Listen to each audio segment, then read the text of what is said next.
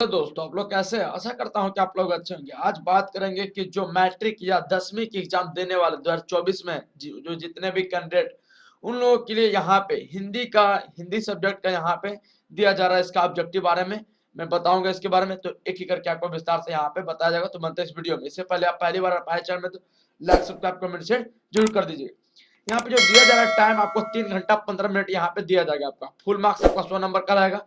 इसके बारे में ऑब्जेक्टिव की मैं बात कर लेता हूँ। यहाँ पे ऑब्जेक्टिव में आपको बताऊंगा। यहाँ पे सर का सारा जानकारी आपको तो यहाँ पे डायरेक्ट हुआ मेरा सिंगार कर तुआ मुझे हसीन कर अगर कहीं स्वर्ग तो उतार ला जमीन पर। ये पंक्ति किस शीर्षक कवि की है? तो यहाँ पे जो दिया जा रहा है कि तू जिंदा है तो इस शीर्षक की कवि है। यहाँ पे जो देख सकते हैं आपका फर्स्ट चैप्टर का ये है आपका। किस प्रकार के व्यक्ति जीवन मार्ग में आने वाले विभिन्न प्रकार की समस्याओं और बाधाओं से विचलित नहीं होते हैं? तो यहाँ पे जो दिया जा रहा है वो कर्मवीर के द्वारा वो बाधाओं से विचलित नहीं होते हैं। उसके बाद आता है जो कि हंस हंस के चबा लेते लोहे का चाना है कठिन कुछ भी नहीं जिनके है जी में या ठाना। इन पंक्ति के जो रचयिता कौन है? तो यहाँ पे जो दिया जा रहा है अयोध्या सिंह उपाध्याय हरि औध है। यहाँ पे जो दिया जा रहा है ए नंबर आपका यहाँ पे आंसर होगा। उसके बाद आते हैं कवि बिहारी के अनुसार मलिन मन से माला जपने तथा तिलक लगाने से किसकी प्राप्ति संभव नहीं होती? तो वो ईश्वर की प्राप्ति संभव नहीं होती। यहाँ पे जो दिया जा रहा है बी नंबर आपका क्वेश्चन होगा। उसके बाद आते हैं शुद्धि शब्द का अर्थ क्या है? तो शुद्धि शब्द का आपका अर्थ चेतना। यहाँ पे देख सकते हैं चेतना। उसके बाद यहाँ पे आते हैं बच्चों की दुआ शीर्षक कविता में किसकी कामना है कि उनका जीवन अच्छे कार्य के प्रति समर्पित हो और मन सदा कल्याण विचारी से डूबा रहे? तो यहाँ पे जो दिया जा रहा है वो बच्चों की होता है। किसका होता है? बच्चों की। उसके बाद आते हैं दुआ शब्द का अर्थ क्या? तो प्रार्थना हुआ होता है। उसके बाद यहाँ आते हैं कर्मवीर शीर्षक कवि कैसे लोगों की बात करती है? तो वो कर्मशील लोगों की बात करते हैं। उसके बाद आते हैं जड़ की रात में पहाड़ पर कौन रो रहा है? तो हिरण का बच्चा रो रहा था। उसके बाद आते हैं जंगलों में भी महामंगल कौन रचा देते हैं? जंगलों में मंगल कौन रचा देते हैं? वो कर्मवीर ही मचा देते हैं। उसके बाद आते हैं पीपल शीर्षक पट साहित्य की कौन विधा है? तो वो कविता है। किस विधा है? कविता है। अरुण कमल रचित कविता निम्नलिखित में से कौन कौन है? तो यहाँ खुशबू रचते हैं हाथ। यहाँ पे जो दिया जा रहा है खुशबू रचते हैं हाथ। पीपल शीर्षक कविता में पंछी और गिलहरियों के घर कहाँ है? तो कटोर में। कहाँ है? कटोर में। यहाँ पे जो देख सकते हैं हरि औध उपनाम किस रचनाकार का है? तो अयोध्या सिंह उपाध्याय का है। यहाँ पे जो देख सकते हैं। उसके बाद यहाँ पे आता मेरा मेरा तेरा मनुआ कैसा एक होई रे मैं कहता ओ अखिन देखी तू कहता कादत की लेखी। उपयुक्त पंक्ति थे जो रचयिता कौन है? तो यहाँ पे जो दिया जा रहा है वो कबीर है। किसका है? कबीर। उसके बाद आते हैं निर्मोही शब्द का अर्थ क्या है? तो अनुराग न रखने वाला। किसका है? अनुराग न रखने वाला। उसके बाद आते हैं प्राकृतिक चित्रण से युक्त कविता निम्न में से कौन है? तो पीपल है। कौन है? पीपल। भारतीय स्वाधीनता संग्राम का अविस्मरणीय अध्याय किस क्रांति को माना जाता है? तो किस क्रांति को माना जाता है? तो वो 1857 की क्रांति को माना जाता है। यहाँ पे जो देख सकते हैं। उसके बाद आते हैं बुझा दीप झांसी का तब डल हौजी मन में हर्षाया राज हर पर करने का उसने यह अच्छा अवसर पाया। इन पंक्ति के रचयिता कौन है? तो सुभद्रा कुमारी चौहान है इस पंक्ति का रचयिता। उसके बाद आते हैं झांसी की रानी लक्ष्मीबाई की मृत्यु कितने वर्ष की उम्र में हुई थी? तो 23 वर्ष की उम्र में हुई थी मृत्यु। उसके बाद आते हैं गठरी कांख में चापी रहे तू खोलता ना सुधा रस भीने पाझिली बास औजे ना तो जो तुम तैसे भाभी के तंदु कीने। यह किससे कहा? तो श्री कृष्ण ने सुदामा जी से कहा। इसके बाद आते हैं मदमस्त शब्द का अर्थ क्या है? तो लीन हो जाना। मदमस्त शब्द का जो अर्थ है वह लीन हो जाना, अपने मन में लीन हो जाना। इसके दिया जा रहा है मोको कहाँ ढूंढे बंदे मैं तो तेरे पास में। इस पंक्ति में मोको किसके प्रयुक्त हुआ? तो परम पिता परमेश्वर के लिए प्रयुक्त हुआ। यहाँ पे जो देख सकते हैं कौन दूसरे के लिए उदाहरण बन जाते हैं? तो क्रमवीर। कौन दूसरे के लिए उदाहरण बन जाते हैं? तो क्रमवीर बन जाते हैं। निम्नलिखित शीर्षक कविता में नरोत्तम दास की कविता कौन है? तो सुदामा चरित्र। कौन है? तो सुदामा चरित्र। उसके बाद आता है निम्न में से कौन कविता बाधाओं से जूझते हुए उन क्रमशील लोगों की बात करते हैं जो सभ्यता संस्कृति का निर्माण करते हैं? तो यहाँ पे जो दिया जा रहा है वो क्रमवीर। कौन करता है? क्रमवीर। इसका आंसर होगा डी। देख सकते हैं कनक शब्द का अर्थ क्या है? तो सोना। कनक शब्द का अर्थ क्या है? तो सोना होगा आपका ए नंबर आंसर होगा। महमूद के पास कितने पैसे थे? तो महमूद के पास 12 पैसे थे। हामिद के पिता की मृत्यु कैसे हुई थी? हैजे के कारण। और हामिद के जो माता के जो होते हैं जो मृत्यु हुआ पीलिया के कारण हुआ था। पीलिया के कारण। तो हामिद के जो पिता का मृत्यु कैसे हुआ था? तो हैजे के कारण। उसके बाद आते हैं नूरे कौन सा खिलौना खरीदा था? तो वकील। नूरे कौन सा खिलौना खरीदा था? तो वकील का।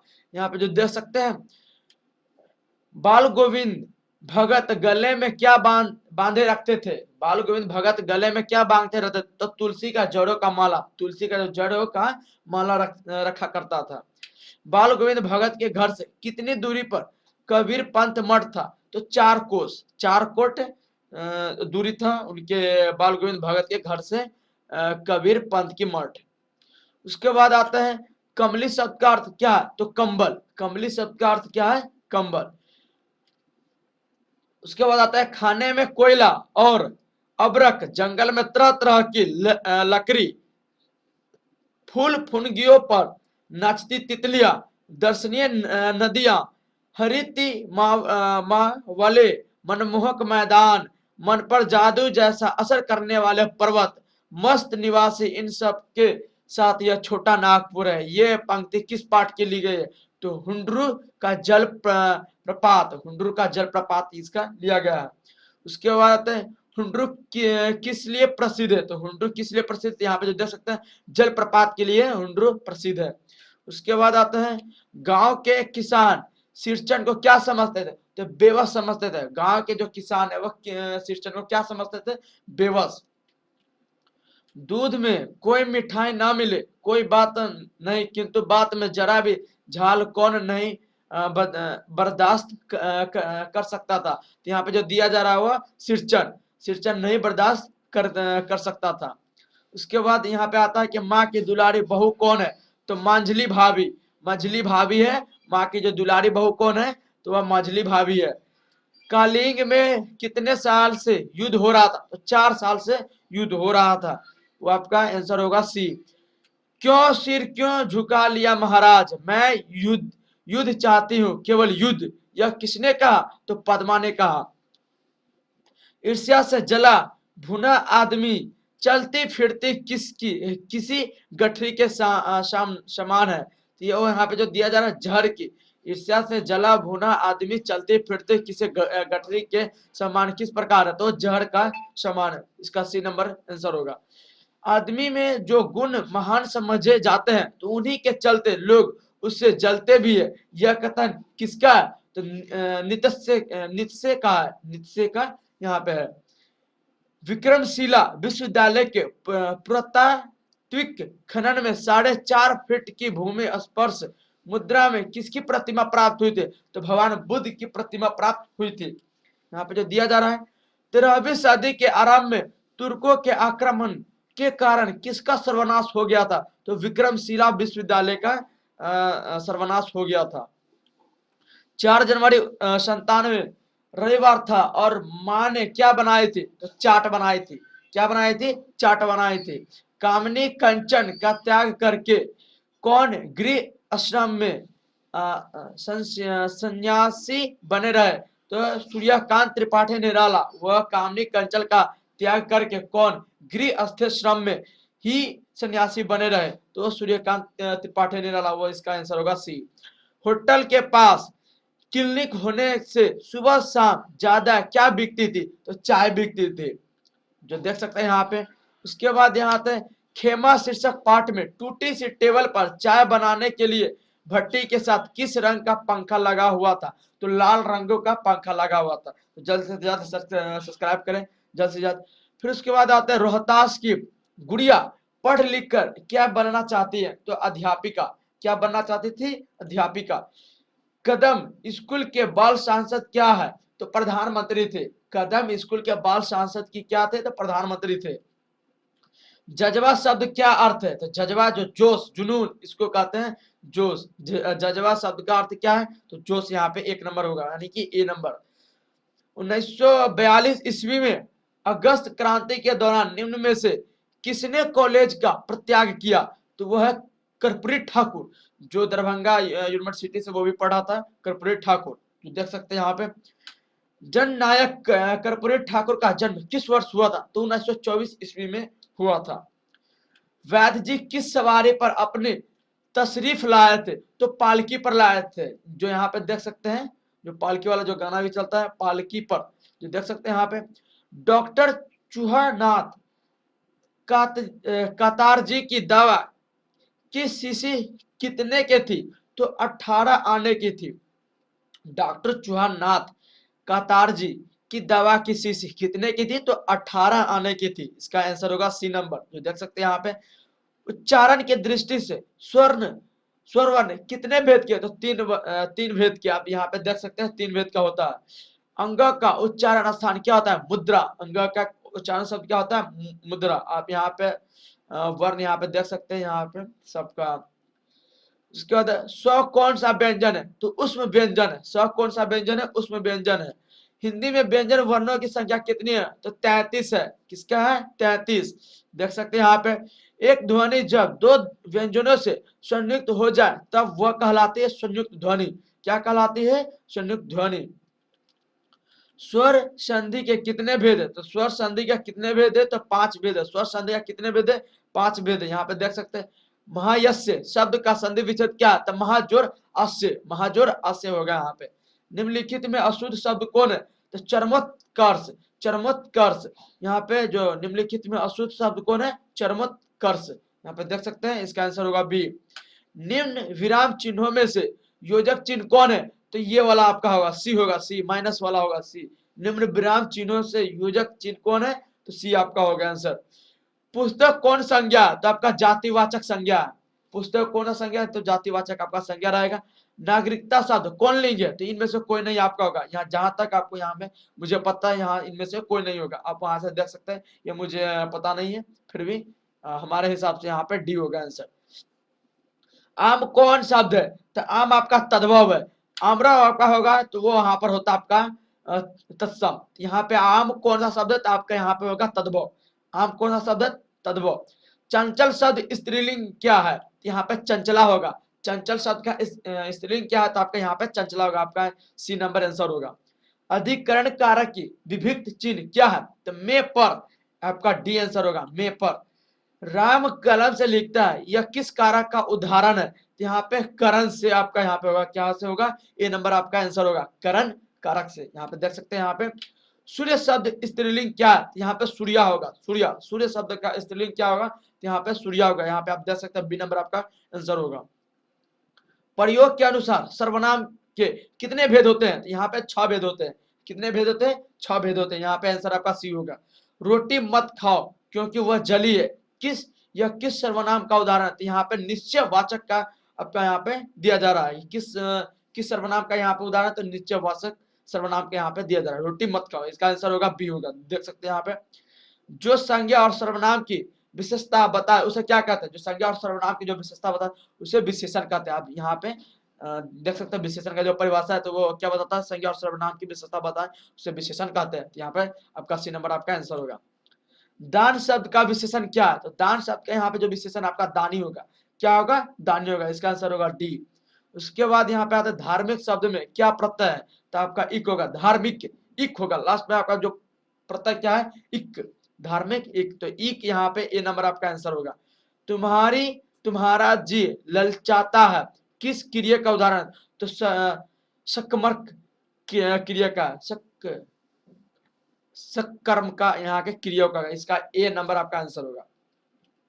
उसने श्याम को मारा था, यह किस काल का उदाहरण? तो भविष्य काल का उदाहरण। मारा था थे थी जिसमें लगा होगा वो भविष्य काल का ही होगा। तो यहाँ पे जो दिया जा रहा है भविष्य काल का। उसके बाद यहाँ पे आते हैं निम्नलिखित शब्दों में तत्सम शब्द कौन है? तो भक्त है यहाँ पे। आपका तत्सम शब्द कौन है? तो भक्त है, घोड़ा है, गोबर है, घोड़ा, पलंग। यहाँ इसमें आपका होगा भक्त, ये नंबर आपका आंसर होगा।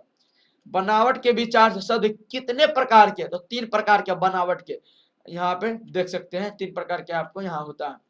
वह शब्दांश जो किसी शब्द के अंत में जोड़ा जाता है तो वह क्या कहलाता है?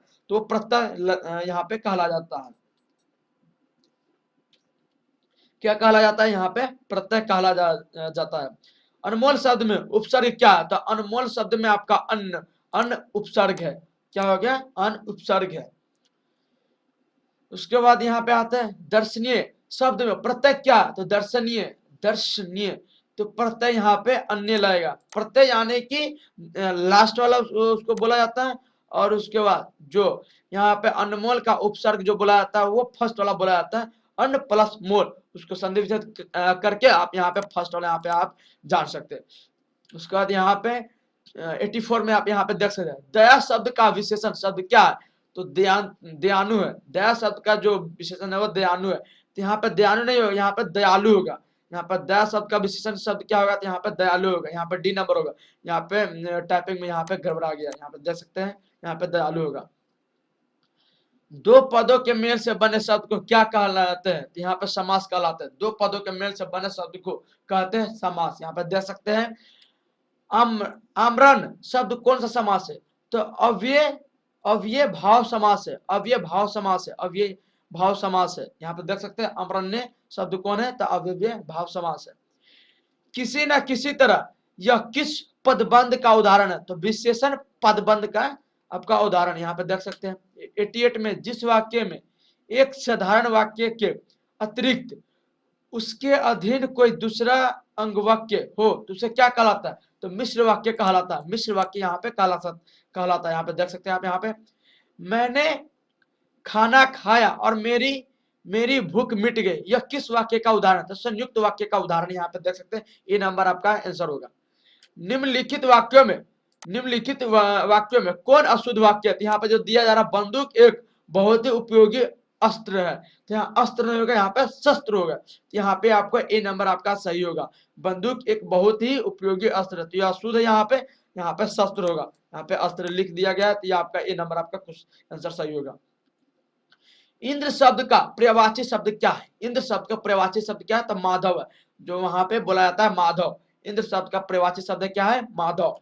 अधम शब्द का विलोम क्या है? तो उत्तम। अधम शब्द का विलोम क्या है? तो उत्तम यहाँ पे दिया जा रहा है। नहीं मरने वाले के लिए एक शब्द क्या कहा जाता है? तो अमर कहा जाता है। नहीं मरने वाले के लिए एक जो शब्द है वो अमर कहा जाता है।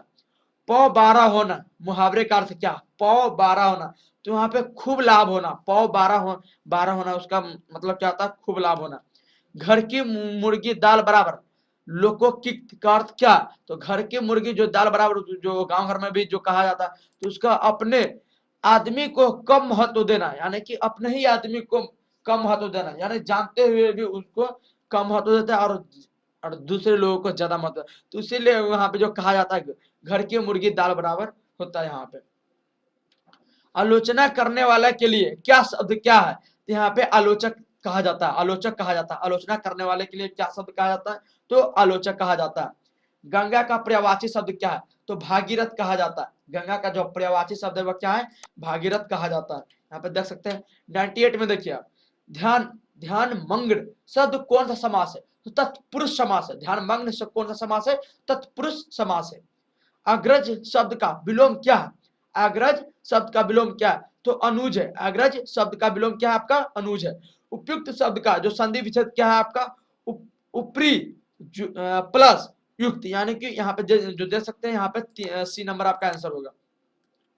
तो आपका मैंने 100 सब्जेक्ट में आपका ऑब्जेक्टिव मैंने बता दिया।